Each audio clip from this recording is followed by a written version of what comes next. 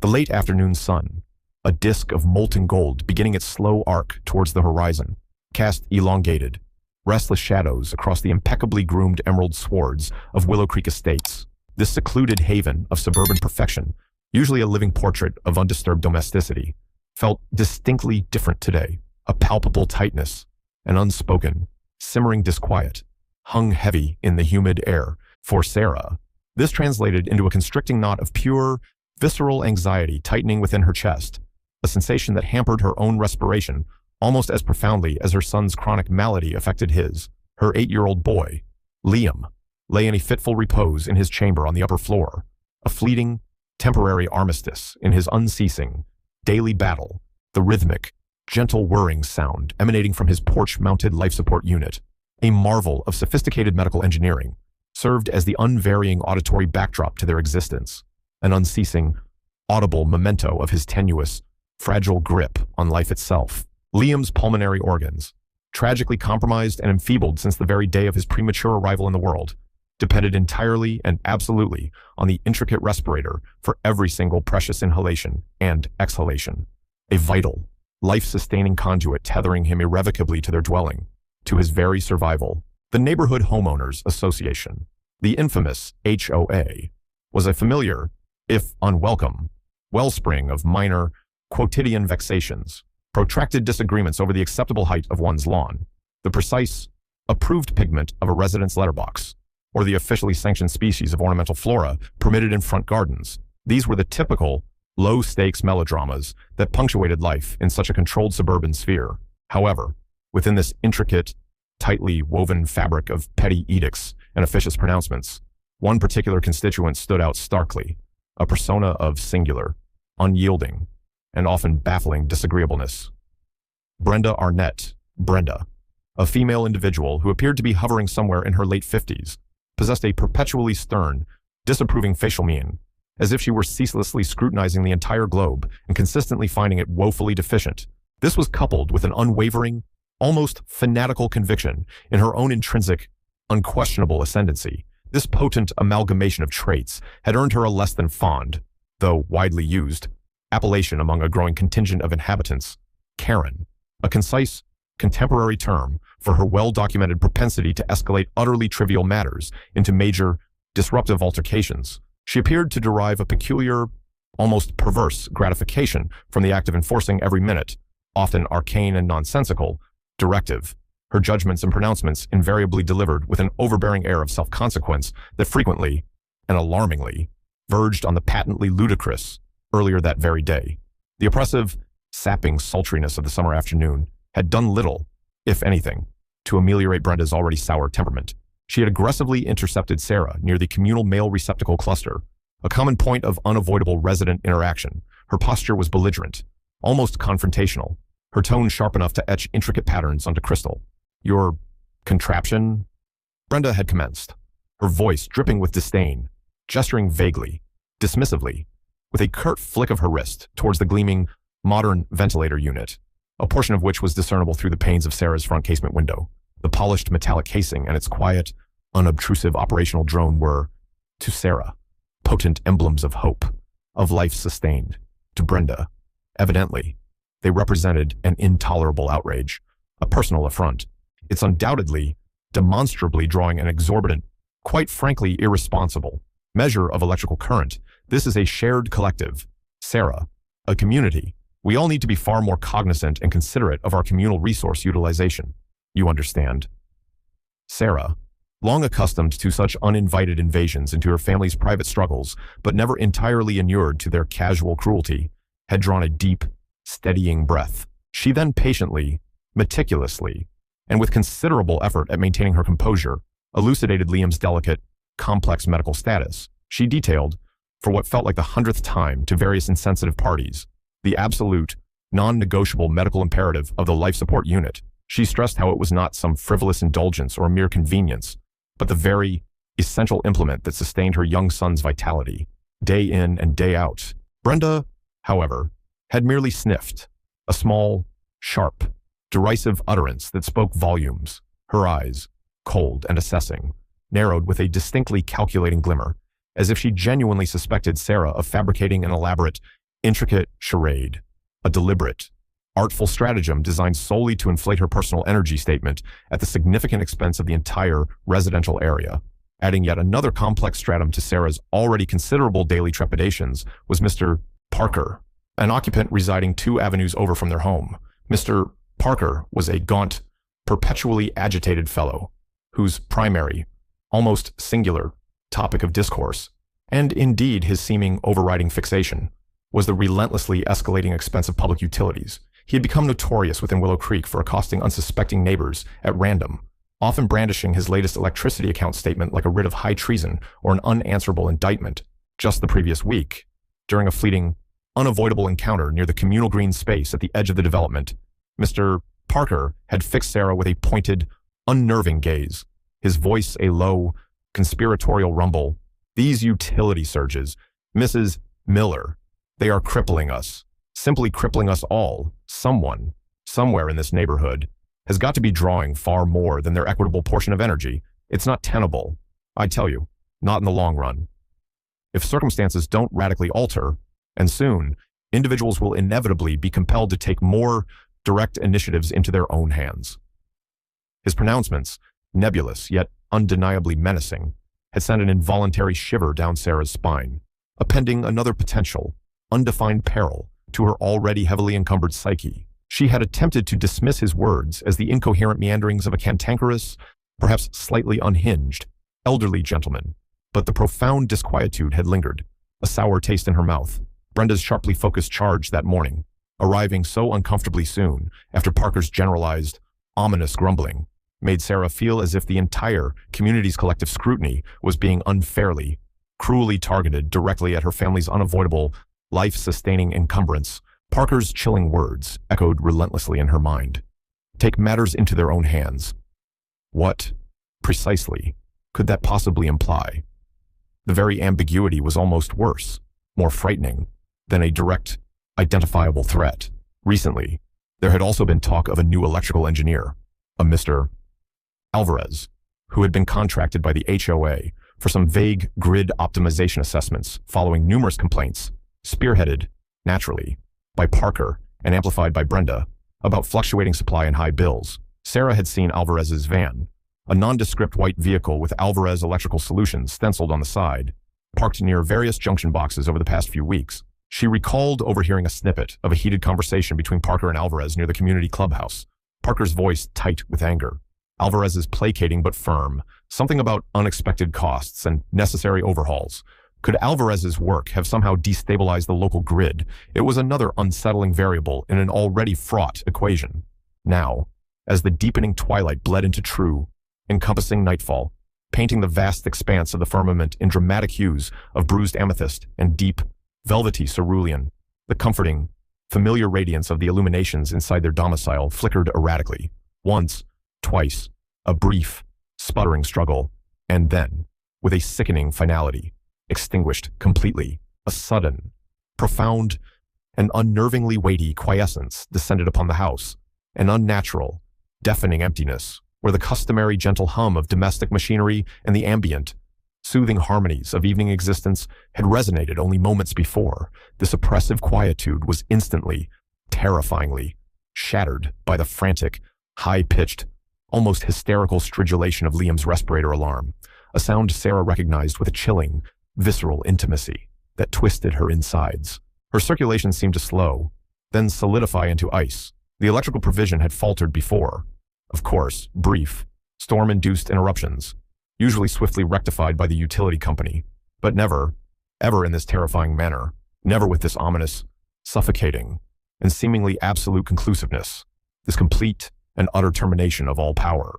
She sprinted, her feet barely seeming to touch the stairs, towards Liam's chamber, her cardiac muscle a wild, frantic drum against her ribs, each rapid, painful pulsation echoing the shrill, piercing, desperate lament of the medical alert that sliced brutally through the abrupt, disorienting blackness.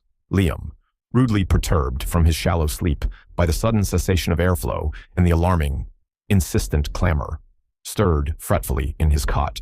His small, fragile thorax was already beginning to exhibit the visible strain of oxygen deprivation, his respiration becoming alarmingly shallow, terrifyingly labored, A desperate, losing contention for the very air he needed to survive. A monstrous surge of pure, unadulterated panic, cold and overwhelming, threatened to engulf Sarah, to pull her down into a vortex of helpless despair.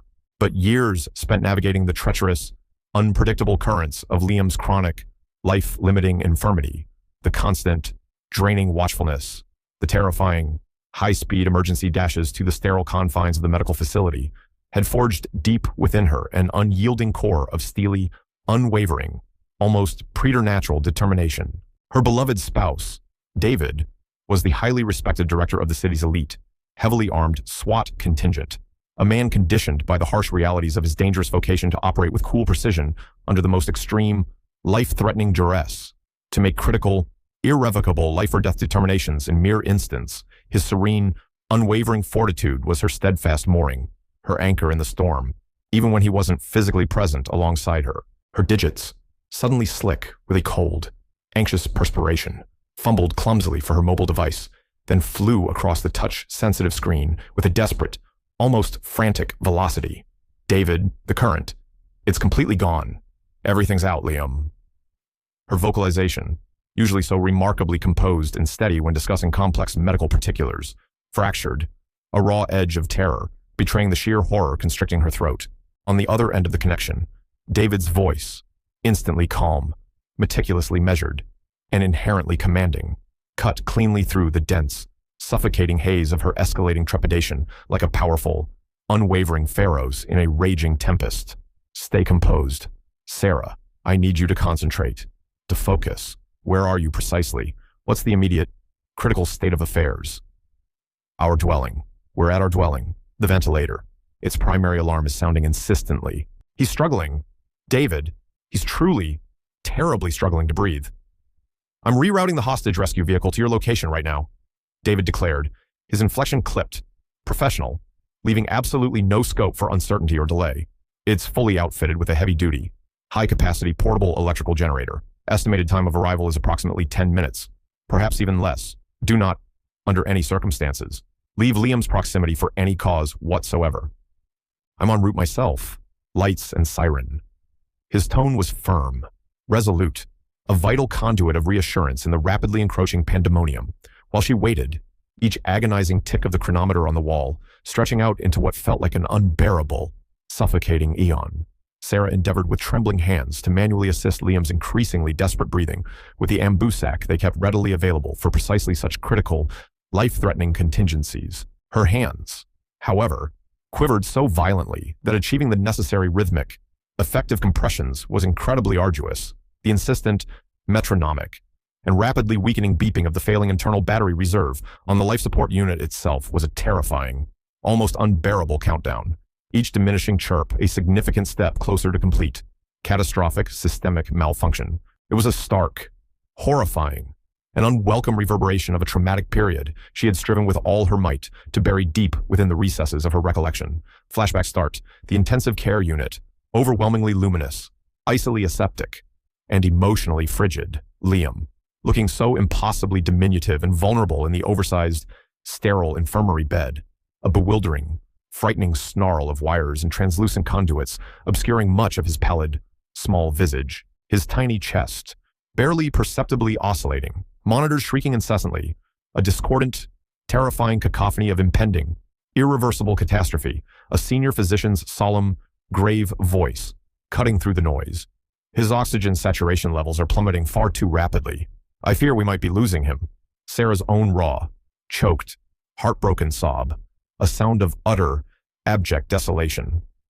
The horrifying representation was indelibly seared into her cerebrum, that terrifying, razor-thin precipice between life and death. Flashback end.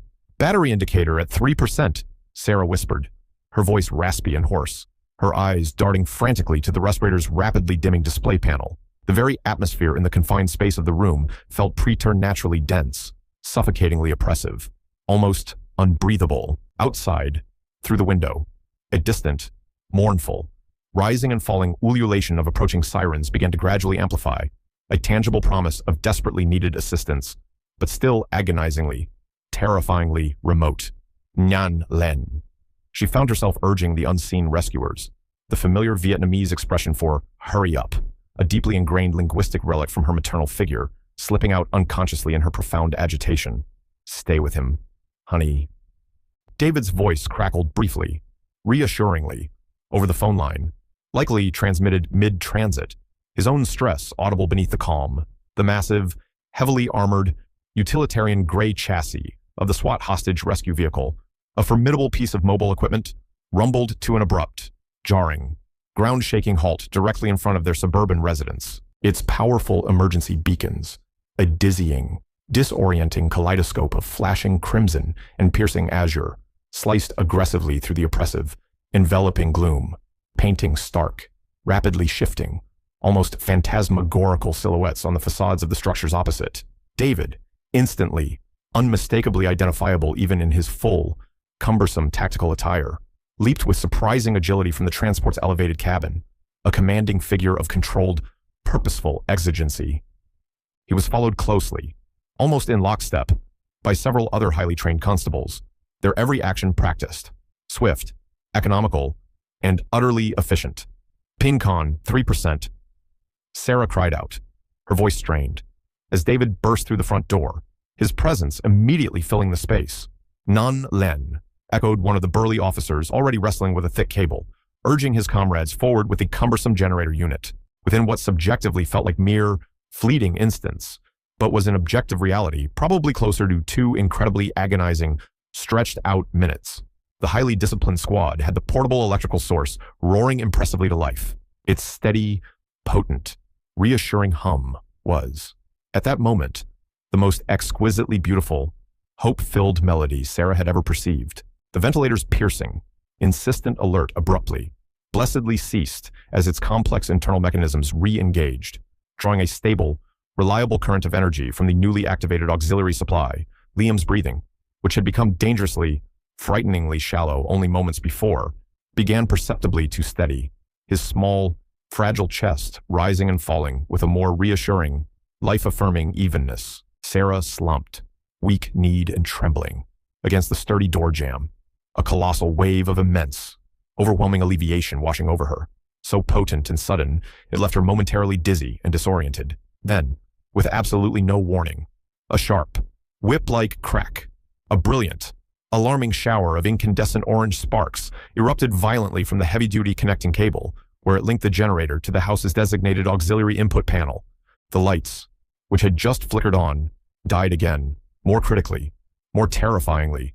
Liam's life support unit went silent. The alarm screamed anew, louder, more desperate this time.